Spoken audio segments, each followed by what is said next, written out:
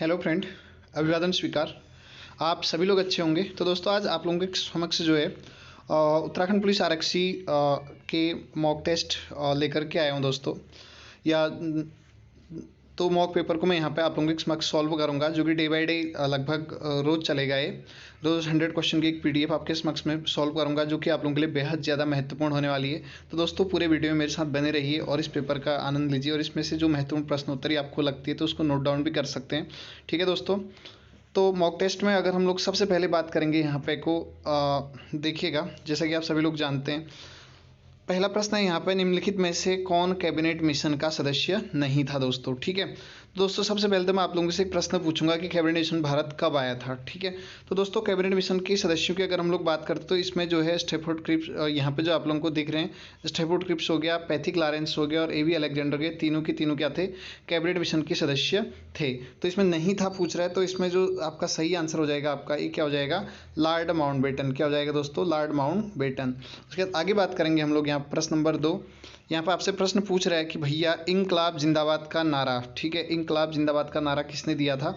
तो आपके समक्ष 4 ऑप्शन है, भगत सिंह, बटुकेश्वर दत्त, चंद्रशेखर आज़ाद और जतिन दास। तो दोस्तों इसका सही आंसर आप लोगों का हो जाएगा इसका दूसरे का ए ऑप्शन, कौन, भगत सिंह। ठीक है, भगत सिंह इसका सही आंसर हो जाएगा। उसके बाद दोस्तों आपके समक्ष तीसरा प्रश्न है, लोकहितवादी के नाम से निम्नलिखित में से किसे जाना जाता है। क्या कह रहा है, लोकहितवादी। तो दोस्तों इसका सही आंसर यहाँ पे 4 ऑप्शन है, गोपाल हरि देशमुख, डॉक्टर भीमराव अम्बेडकर, सुरेंद्रनाथ बनर्जी, बदरुद्दीन तैयबजी। ठीक है।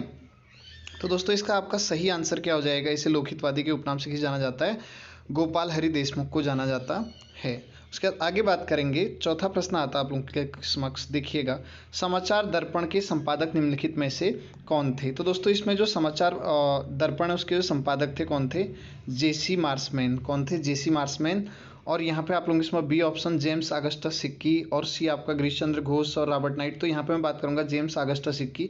तो इनके द्वारा द कलकत्ता समाचार पत्र, यानी कि इंडिया में छपने वाला जो पहला समाचार पत्र था उसका प्रकाशन किया गया था, और इसका आंसर हो जाएगा आपका चौथे का ए, जेसी मार्समैन। उसके बाद दोस्तों अगला 5वां प्रश्न पूछ रहा है, चौसा का युद्ध निम्नलिखित में से किस किस के मध्य हुआ था। ठीक है। तो दोस्तों चौसा का युद्ध जो है यहाँ पे आप लोगों से पूछ रहे हैं। तो 5वें में देखिएगा, पहला ऑप्शन है बाबर अफगान, दूसरा है शेरशाह और हुमायूं, और तीसरा है अकबर और महाराणा प्रताप, और अंग्रेज और सिराजदौला। बाबर और अफगान युद्ध तो दोस्तों यहाँ पे को आप लोग जिस घाघरा के युद्ध को कहते हैं, जो कि आप लोगों को पता होगा 1528 में 1500 और लगभग आप बाबर के द्वारा लड़े गए 4 युद्ध। यहाँ पहला पानीपत का प्रथम युद्ध हो गया 1526 में, 1527 में पानीपत का द्वितीय युद्ध हो गया, और 1528 में खानवा का युद्ध हो गया। 1529 में जो इसके द्वारा लड़ा गया था वो आपका कौन सा युद्ध हो गया, इसे हम लोग घग्गर का युद्ध कहते हैं। तो बाबर और अफगान में आएगा तो घाघरा का युद्ध, घग्गर का युद्ध आ जाएगा।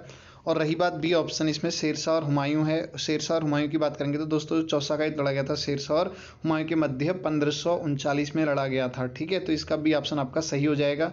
और बाकी सी ऑप्शन की बात करें तो अकबर और महाराणा प्रताप, तो इनके द्वारा हल्दी घाटी का युद्ध 1576 में लड़ा गया था। और डी ऑप्शन की अगर हम लोग बात करते हैं तो अंग्रेजों और सिराजदौला के मध्य की अगर मैं बात करूँ तो इनके द्वारा जो है 1757 में प्लासी का युद्ध लड़ा गया था दोस्तों। ठीक है। तो आगे बात करेंगे, मिदनापुर के जिला मजिस्ट्रेट बर्ज पर गोली चलाने के आरोप में किसे गिरफ्तार किया गया था। ठीक है। कहाँ, मिदनापुर कहाँ पड़ता है दोस्तों, बंगाल में पड़ता है। वहाँ के मजिस्ट्रेट कौन थे, बर्ज जिला मजिस्ट्रेट। उस पर गोली किसके द्वारा चलाई गई थी। तो दोस्तों छठे का मतलब यहाँ पे जो है ए ऑप्शन है अनंत कान्हरे, बी है ब्रज किशोर चक्रवर्ती, सी आपका जगन्नाथ सिंधे, और डी आपका अवध बिहारी बोस। तो दोस्तों इसका सही आंसर हो जाएगा ब्रज किशोर चक्रवर्ती। ठीक है। उसके बाद अगला 7वां प्रश्न है, अभ्युदय नामक जो समाचार पत्रिका थी उसका संपादन या किसके द्वारा किया गया था, संपादक कौन थे। ठीक है। तो दोस्तों यहाँ पे किसके द्वारा, मदन मोहन मालवीय के द्वारा किया गया था। ठीक है। उसके बाद आगे बात करेंगे 8वें प्रश्न की, मछली शब्द का निम्नलिखित में से कौन सा पर्यायवाची नहीं है। कौन सा पर्यायवाची मछली का पर्यायवाची नहीं है। तो दोस्तों इसकी अगर मैं बात करता हूँ 8वें की, तो 8वें का यहाँ पे को मीन माने मछली होता है, मत्स्य भी पर्यायवाची उसका, सफरी भी है। तो यहाँ पे जो आपका इसमें से कौन सा पर्यायवाची नहीं है, गर्भ, डी ऑप्शन आपका सही हो जाएगा। ठीक है। अगला प्रश्न आपसे पूछ रहा है कि पौरुष, पौरुष का विपरीतार्थक शब्द यानी कि इसका विलोम शब्द कौन सा है। तो दोस्तों निवीर्य ये नहीं है, इसका विपरीतार्थक हो जाएगा स्त्रीत्व हो जाएगा, ठीक है, स्त्रीत्व हो जाएगा, ठीक। उसके बाद आगे पर बात करेंगे, अमल शब्द का निम्नलिखित में से कौन सा अर्थ नहीं है, अमल, ठीक है। तो दोस्तों यहाँ पे कौन सा सही अर्थ नहीं है कह रहे, तो अमल का मतलब मल रहित भी होता है, नशा पानी भी होता है, कार्यान्वयन भी होता है। तो इसका जो आंसर हो जाएगा आपका डी ऑप्शन आपका सही हो जाएगा, शंख। उसके बाद 11वां है आपका ईंट लेनी, ईंट की लेनी पत्थर की देनी मुहावरे का अर्थ है, ठीक है। ईंट की लेनी पत्थर की देनी है। तो दोस्तों इसका जैसे हम कहते हैं ईंट का जवाब पत्थर से, यानी कि दुष्ट के साथ अधिक दुष्टता के, ये इसका सही आंसर हो जाएगा, ठीक है। अब 12वें क्वेश्चन की बात करते हैं, जो पहले कभी न हुआ हो, अकेले निम्नलिखित में से कौन सा शब्द प्रयुक्त किया जा सकता है, जो पहले कभी न हुआ हो ऐसी घटना, इसे हम क्या कहेंगे, इसे हम अभूतपूर्व कहेंगे, ठीक है। उसके बाद आगे हम बात करने वाले हैं, जैसे कहते हैं ना अभूतपूर्व सफलता के बावजूद कहते हैं, ठीक है, तो सुना होगा आप लोगों ने। तो उसके बाद प्रश्न नंबर 13वां आता है दोस्तों। 13वें में देखिए क्या कह रहा है, निम्नलिखित में से कौन सा सधवा शब्द का विलोम है, किसका, सधवा शब्द का विलोम है। तो इसका सधवा किसको बोलते हैं, विधवा को बोलते हैं, किसको बोलते हैं, विधवा, यानी कि जिसका अर्थात पति ना हो उसे हम क्या कहेंगे, विधवा कहेंगे, ठीक है। तो दोस्तों आगे बात करेंगे उसके बाद विधवा, और बाकी विदुर उसको कहते हैं जिसकी पत्नी ना हो। और बाकी 14वां क्वेश्चन क्या कह रहा है, निम्नलिखित में से कौन सा अशुद्ध शब्द है, दोस्तों क्या पूछ रहा है, अशुद्ध शब्द कौन सा है। तो इसमें सीधे सीधे आगामी शुद्ध है, अंधेरा भी शुद्ध है, संस्कृत भी शुद्ध है, लेकिन यहाँ पे जो गवार शब्द है क्या अशुद्ध, तो ये सही आंसर हो जाएगा। 15वां है सुहावना शब्द, सुहावना शब्द में कौन सा प्रत्यय है। तो दोस्तों देखिए उपसर्ग और प्रत्यय होते हैं, तो इन्हीं में से पूछा गया है, तो इसमें कौन सा प्रत्यय है पूछ रहे हैं, ठीक है। तो 15वें का सही आंसर आपका क्या हो जाएगा, सुहावना में जो है आवना, सुहावना में आवना प्रत्यय, कौन सा प्रत्यय है, आवना प्रत्यय। उपसर्ग किसी भी शब्द के पहले उपसर्ग लगते हैं और बाद में क्या लगता है, प्रत्यय लगता है दोस्तों, ठीक है। तो अगला प्रश्न नंबर 16वां कह रहा है, निम्नलिखित में से कौन सा प्रेरणार्थक क्रिया का उदाहरण है, 16वां पूछ रहा है, ठीक है। तो 16 में देखिएगा इसका प्रेरणार्थक उदाहरण है, तो ये लिखाना शब्द इसका सही आंसर हो जाएगा, ठीक है। तो आगे बात करेंगे, जिसका गला या गले का स्वर अच्छा हो के लिए निम्नलिखित में से कौन सा शब्द प्रयोग करते हैं। तो दोस्तों 17वें का जो सही आंसर हो जाएगा आप लोगों का, इसको क्या कहते हैं, सुकंठ कहते हैं, क्या कहते हैं, सुकंठ। अगला प्रश्न नंबर 18वां है, बकरे की माँ कब तक खैर मनाएगी, या फिर बकरे की अम्मा कब तक खैर मनाएगी, ऐसा भी कहते हैं।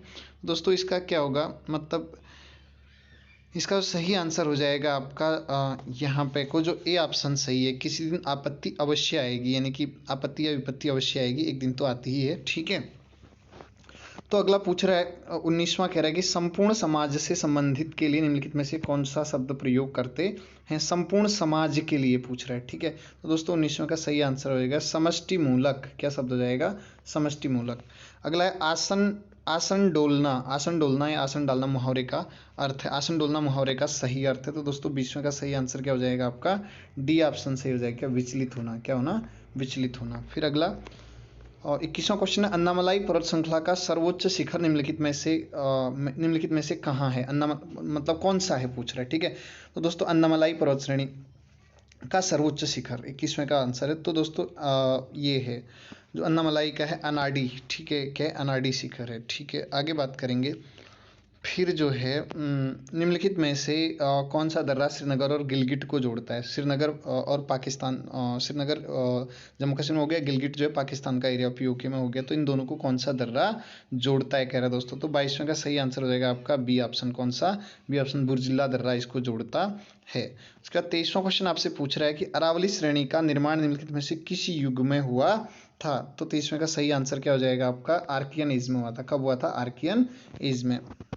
अब पूछ रहा है आपसे वार्षिक वाही, मतलब वार्षिक वाही जल प्रवाह की दृष्टि से भारत का सबसे बड़ा या सबसे बड़ी बेसिन कौन सा, नदी बेसिन कौन सा है, कि मतलब जहाँ पर वार्षिक मतलब जो साल भर बहती है, ठीक है। तो इस दृष्टि से भारत का सबसे बड़ा नदी बेसिन पूछ रहा है दोस्तों, 24वें का सही हो जाएगा ब्रह्मपुत्र नदी बेसिन। उसके बाद आपसे पूछ रहा है 25वां प्रश्न है, निम्नलिखित में से कौन सा असत्य पूछ रहा है, ठीक है। तो कह रहा है ए ऑप्शन आपसे पूछ रहा है कि हीरा ताप एवं विद्युत का कुचालक है, ग्रेफाइट विद्युत का सुचालक है, सी में पूछ रहा है स्टार्च प्राकृतिक बहुलक है, और ग्लाइकॉन पेट्रोलियम में हिमीकरण को बढ़ाता है, ग्लाइकॉन। तो दोस्तों 25वें का जो सही आंसर हो जाएगा आपका असत्य, इसमें कौन सा, सॉरी असत्य कौन सा है, ग्लाइकॉन जो पेट्रोलियम में हिमीकरण को बढ़ाता है, यानी कि पेट्रोलियम को और ज़्यादा ठंडा करता है, तो ये गलत है। यहाँ पे ए ऑप्शन सही है, हीरा ताप एवं विद्युत दोनों का कुचालक है, ग्रेफाइट विद्युत का सुचालक है, आप भी जानते हैं, और स्टार जो प्राकृतिक बहुलक है, ठीक है। उसके बाद आगे हम बात करेंगे गोबर गैस में कौन सी ज्वलनशील गैस बनती है, कौन सी ज्वलनशील गैस बनती है दोस्तों। तो इसका जो सही आंसर हो जाएगा आपका मीथेन, CH4 बोलते हैं, तो इसमें CH4 बनती है, ठीक है। और अच्छा आगे बात करेंगे, अब बाकी रही बात आगे बात करेंगे। तो जल 27वें क्वेश्चन की, जल की स्थायी और अस्थायी कठोरता को दूर करने के लिए किसका उपयोग करते हैं, ठीक है। तो 27वें का सही आंसर हो जाएगा किसका, सोडियम कार्बोनेट का उपयोग किया जाता है।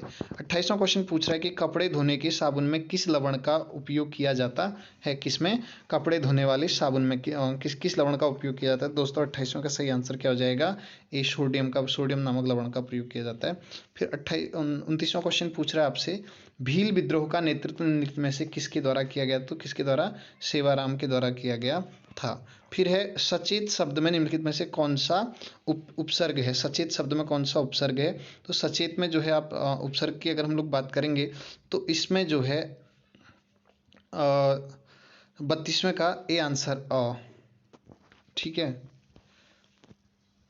अब अगला है 33वां क्वेश्चन, इस उस काल मारे क्रोध के तरे कांपने उसका लगा, मानो हवा के जोर से सोता हुआ सागर जगा।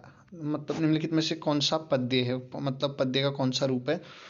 तो इसमें देखिएगा 23वां अलंकार पूछ रहा है, मतलब इसमें जो है किस प्रकार कौन सा अलंकार है इसमें आपसे पूछ रहा है। 33वां का सही आंसर आपका क्या हो जाएगा यहाँ पे को, बी ऑप्शन उत्प्रेक्षा अलंकार हो जाएगा, क्या हो जाएगा, उत्प्रेक्षा अलंकार। फिर 34 है, सौम्य की ही खाई वाक्य में कौन सा कारक है, ठीक है। कारक चार्ट आप लोगों को याद होगा दोस्तों, क्योंकि अभी आपकी तैयारी, अब तो कम ही दिन बचे हैं, काफ़ी टाइम हो चुका है आपको तैयारी करते हुए। तो सौम्य की ही खो गई वाक्य में निम्नलिखित में से कौन सा कारक है दोस्तों। तो यहाँ पे कुछ 34वां का सही आंसर आपका क्या हो जाएगा, ए ऑप्शन, कौन सा कारक है, संबंध कारक, ठीक है। तो 35, यह सर्प है वाक्य में निम्नलिखित में से कौन सा सर्वनाम है 35 का। तो दोस्तों इसमें निश्चयवाचक सर्वनाम है, ए ऑप्शन। अगला कह रहा है 36 में पीपल का तत्सम है, पीपल का तत्सम पूछ रहा है 35 तो 36 का सही आंसर क्या हो जाएगा, ए ऑप्शन, पीपल, ठीक है। अगला 37 क्वेश्चन पूछ रहा है, भगत सिंह एवं बटुकेश्वर दत्त को निम्नलिखित में से किस केस के तहत फांसी की सजा सुनाई गई थी दोस्तों। तो 37 का क्या हो जाएगा, ए लाहौर षड्यंत्र केस, ठीक है। अगला आएगा आपका 38 क्वेश्चन है, ब्रह्मांड की उत्पत्ति के लिए महाविस्फोट का सिद्धांत निम्नलिखित में से किसने दिया था।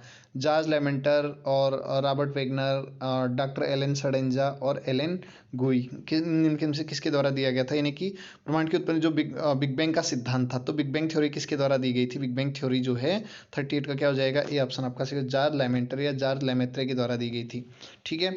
अगला है, गेस्टापो नामक गुप्तचर संगठन की स्थापना निम्नलिखित में से किस देश के शासक के द्वारा की गई थी। किसकी पूछ रहा है दोस्तों, गेस्टापो की पूछ रहा है, ठीक है। तो गेस्टापो की बात करते हैं तो ये किसके द्वारा बनाया गया था। यहाँ पे 4 ऑप्शन है आपके समक्ष, जो है जर्मनी हो गया, जापान हो गया, इटली हो गया और फ्रांस हो गया, ठीक है।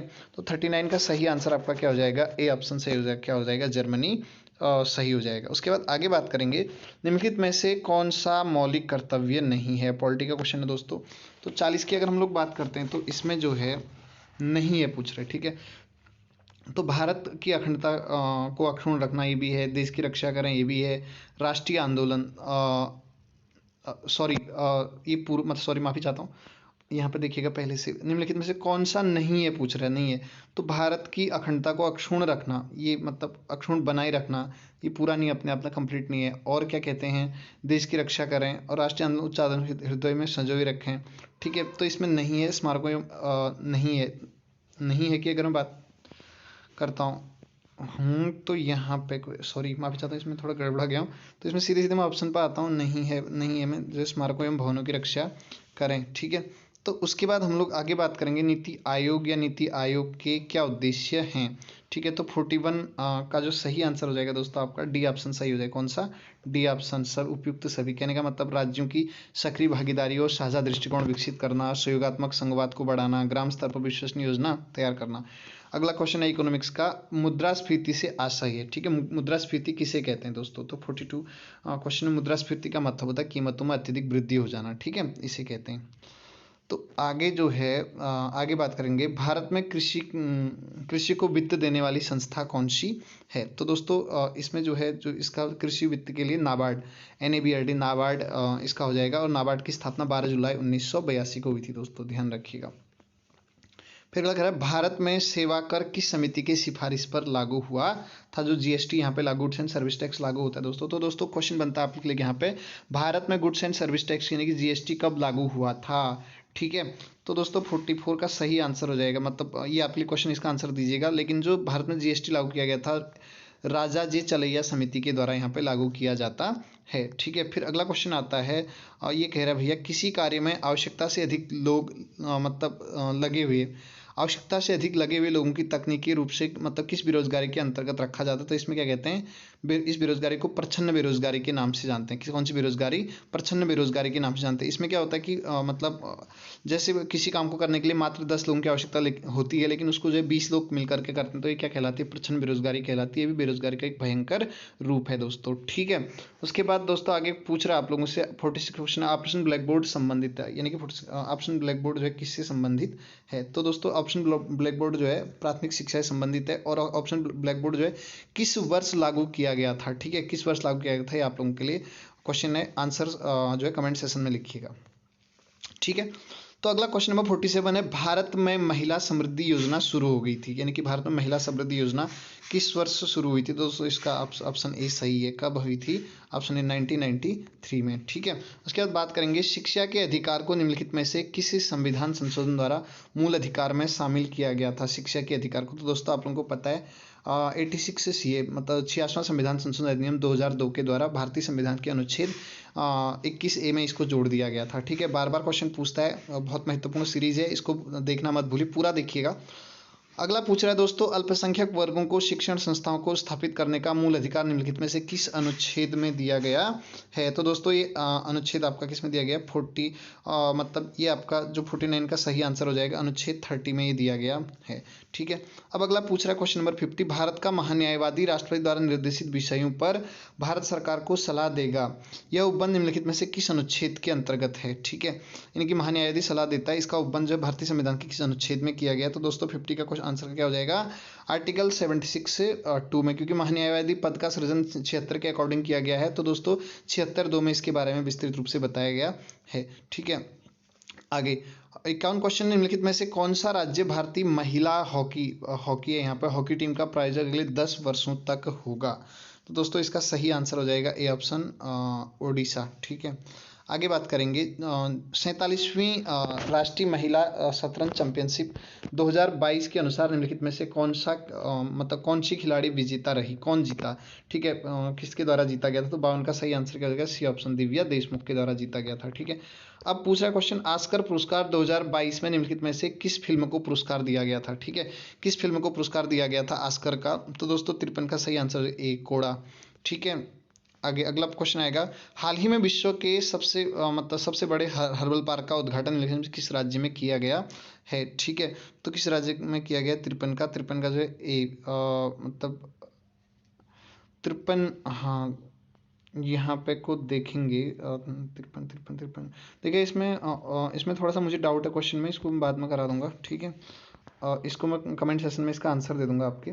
तो देखिएगा 55 वर्ष 2022 में निम्नलिखित में से मुख्य चुनाव आयुक्त किसे नियुक्त किया गया, यानी कि वर्तमान में हमारे चुनाव आयुक्त कौन है, 2022 के समय की बात कर रहा हूँ। ठीक है, तो 55 का सही आंसर क्या हो जाएगा दोस्तों आपका 55 का जो है ए ऑप्शन सही हो जाएगा। कौन सा, ए ऑप्शन राजीव कुमार। ठीक, उसके बाद सितंबर 2021 में आयोजित 23वें ब्रिक्स शिखर सम्मेलन की अध्यक्षता निम्नलिखित में से किसके द्वारा की गई थी। ठीक है, BRICS ब्रिक्स जो है 5 देशों जो हमारी विश्व की 5 उभरती अर्थव्यवस्था उनके द्वारा बनाया गया एक संगठन है ब्रिक्स। इसमें बी से ब्राज़ील हो गया, आर से रशिया हो गया, आई से इंडिया हो गया, सी से चाइना हो गया, एस से साउथ अफ्रीका हो गया। ठीक है, तो इन देशों से मिलकर बना हुआ संगठन है। इसमें अंतिम में जोड़ा, सबसे लास्ट में कौन जोड़ा था, साउथ अफ्रीका जोड़ा था। विश्व की उभरती अर्थव्यवस्था है। तो 56 का सही आंसर आपका क्या हो जाएगा, ए ऑप्शन। कहाँ पे हुआ था ब्रिक्स का समय, भारत में हुआ था। ठीक है, अब अगला पूछ रहा है, वैश्विक भुखमरी सूचकांक 2021 में भारत को निम्नलिखित में से कौन सी रैंक प्राप्त हुई थी। तो दोस्तों भारत को 101वीं रैंक, इतनी ज़्यादा भुखमरी है दोस्तों इंडिया में, आप समझ सकते हैं। हालांकि भारत ने इसका विरोध भी किया था, जो इसके पैमाने हैं इसका विरोध भी किया था। अगला स्वच्छता सर्वेक्षण 2021 के अनुसार निम्नलिखित में से कौन सा शहर शीर्ष स्थान प्राप्त करता है भारत का। तो दोस्तों इसका सही आंसर ए ऑप्शन इंदौर। ठीक है, आगे बात करेंगे 59 में, विश्व पर्यटन संगठन ने अपने 24वें सत्र में निम्नलिखित में से भारत के किस गांव को सर्वश्रेष्ठ पर्यटन गांव घोषित किया है। ठीक है, तो 59 का सही आंसर होगा ए, किसको, पोचमपल्ली को किया है। ठीक है, तो दोस्तों पोचमपल्ली गांव कहाँ है, कमेंट सेक्शन में फटाफट लिखिएगा।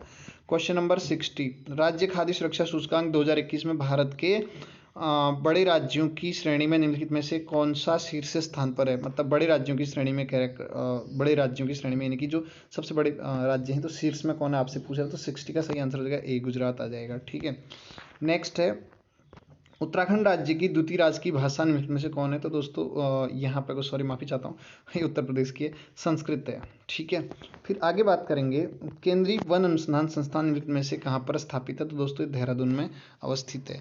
फिर आगे पूछ रहा है कि वर्ष 2011 की जनगणना के अनुसार, 63वां क्वेश्चन है, अनुसार उत्तराखंड राज्य का लिंगानुपात निम्नलिखित में से क्या है, सेक्स रेशियो पूछ रहा है। तो दोस्तों यहाँ पे को जो उत्तराखंड का लिंगानुपात है, लिंगानुपात देखा रहा आप लोगों को 63 क्वेश्चन के अकॉर्डिंग, ये आपका 63 का यहाँ पे को थोड़ा सा क्वेश्चन में मुझे मिस्टेक लग रहा है, क्योंकि यहाँ पे उत्तराखंड राज्य में जो उत्तराखंड राज्य के अल्मोड़ा जिले में है, ये 1139 प्रति हज़ार पर जो है, ये उत्तराखंड में अल्मोड़ा में सर्वाधिक लिंगानुपात वाला जिला है ये। ठीक है, ध्यान रखिएगा। अगला पूछ रहा है कि ये पूछ रहा है आपके पंच केदार मंदिर। ठीक है, पंच केदार मंदिर जो उत्तराखंड राज्य में कहाँ स्थापित है, 64 का।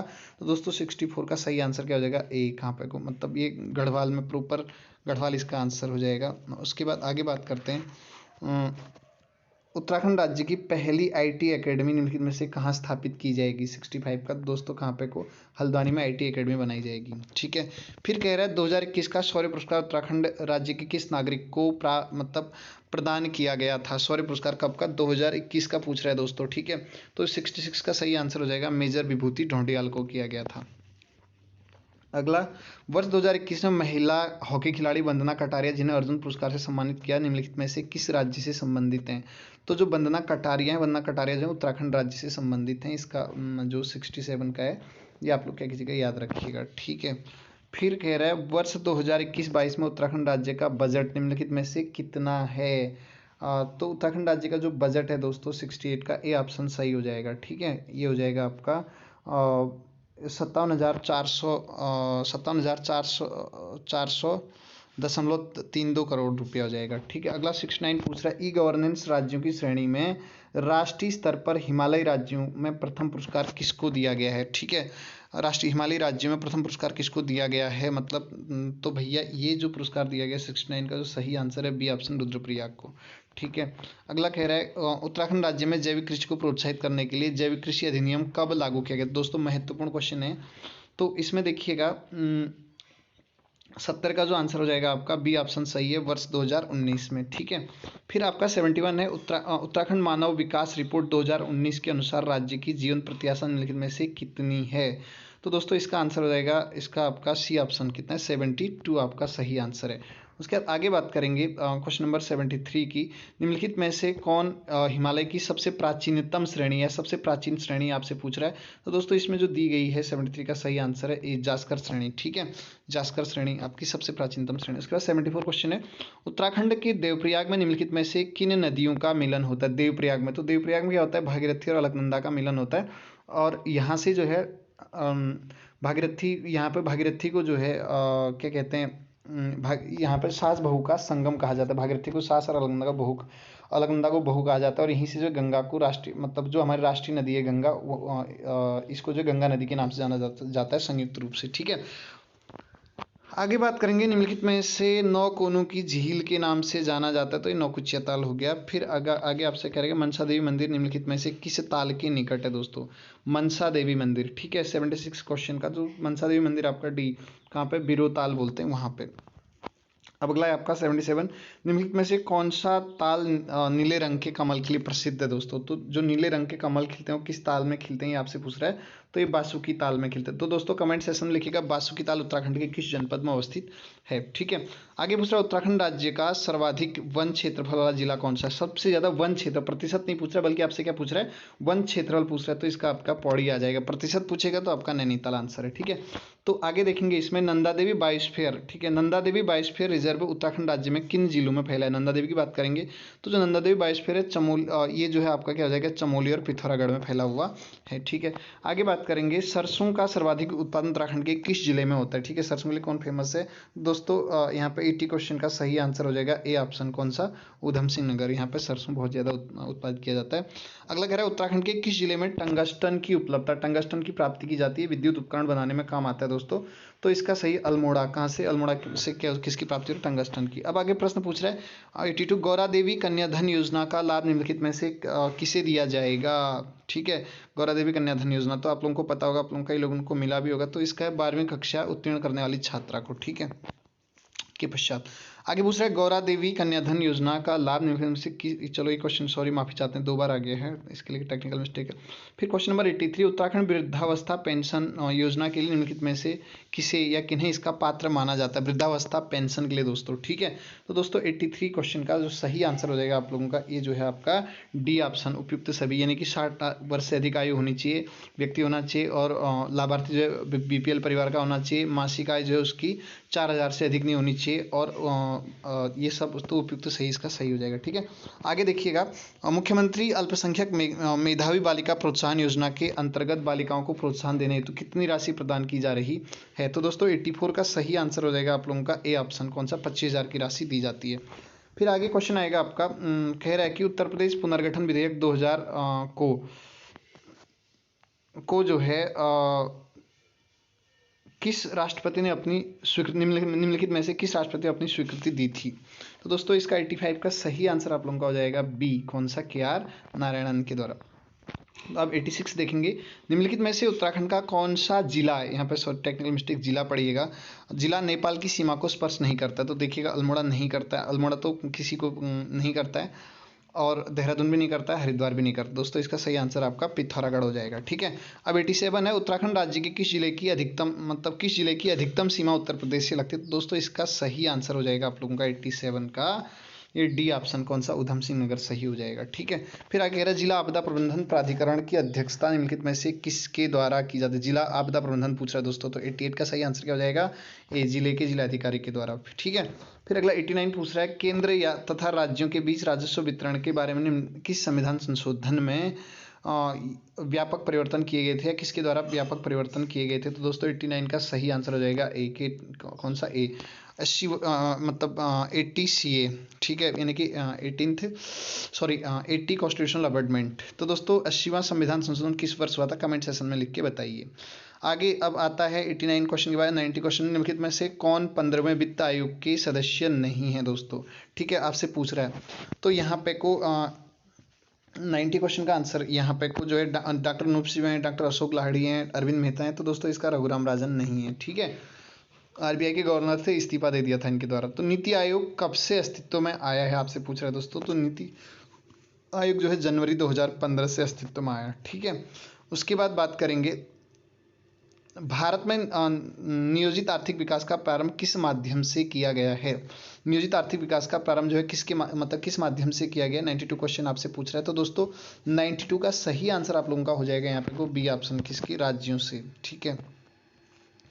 आगे संपत्ति का अधिकार है, तो जो संपत्ति का अधिकार है ये जो है संपत्ति के अधिकार की अगर हम लोग बात करते हैं, ये मौलिक अधिकार तो है नहीं, आपको पता होगा, क्योंकि इसको हटा दिया गया था, मौलिक अधिकार की श्रेणी से हटा करके इसको कानूनी अधिकार रख दिया गया था। तो 93 का सही ऑप्शन क्या होगा, ये केवल और केवल क्या आपको संवैधानिक अधिकार प्राप्त है, ठीक है। संवैधानिक अधिकार और मौलिक अधिकार में प्राप्त होता है, क्योंकि मतलब काफ़ी अंतर होता है। जो मौलिक अधिकार होते हैं इनके अगर आपके मौलिक अधिकारों का हनन होता है तो आप आर्टिकल 32 के अकॉर्डिंग आप लोग जो है सुप्रीम कोर्ट में, और आर्टिकल 226 के अकॉर्डिंग आप जो है कहाँ पे हाई कोर्ट में याचिका दायर कर सकते हैं। अगला पूछ रहा है कि विश्व में प्राकृतिक रबर का सबसे बड़ा उत्पादक देश है, ठीक है। तो दोस्तों 94 का सही आंसर क्या हो जाएगा, थाईलैंड, थाईलैंड में सबसे ज़्यादा रबर होता है।